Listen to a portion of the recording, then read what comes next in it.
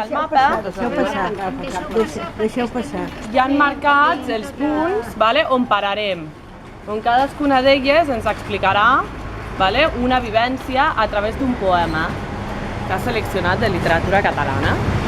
I una mica això és el que farem, que elles puguin expressar una mica les seves vivències i vosaltres podeu preguntar, pugui haver un intercanvi per conèixer una mica com ha anat evolucionant la vida al barri. Ara començarem. I aleshores començarà l'Encarna. A on queda fer? Aquí. Que és justament la ronda de la Torrassa, número 105. Començo. Vinga. De vida.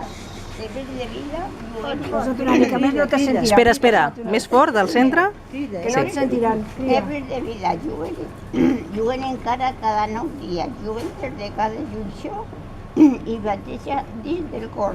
Encara certament ni arriben a saber mai arriben a saber qué es eso de la vida. Comentario. Voy a escribir sobre mis vivencias.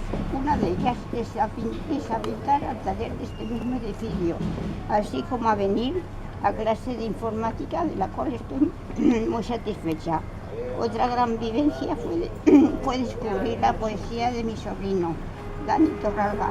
Empezó ya hace un tiempo a escribir poemas, unas veces realistas y otras hasta fantásticas.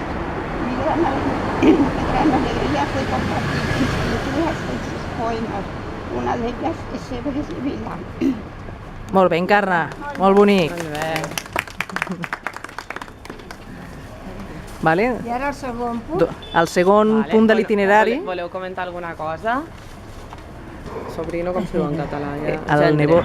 Nebot, no? Aquest és un poeta que és amateur, tampoc. És que jo de família, el castellà, el català...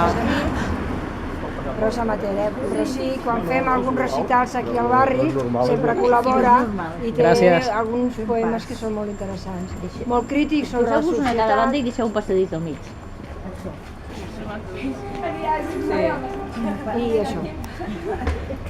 I l'Encarna, no? Has elegit aquest punt perquè és on vens a pintar, és on... Hi ha d'haver un taller de pintura. Venen aquí a aprendre a pintar.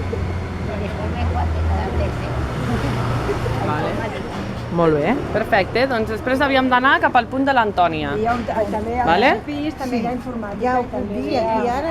Anem fins al punt, no? Anem fins al carrer. L'Antònia ens guiarà al proper punt. Vale. Antònia, anem al carrer Holanda, número? Carrer Holanda, número?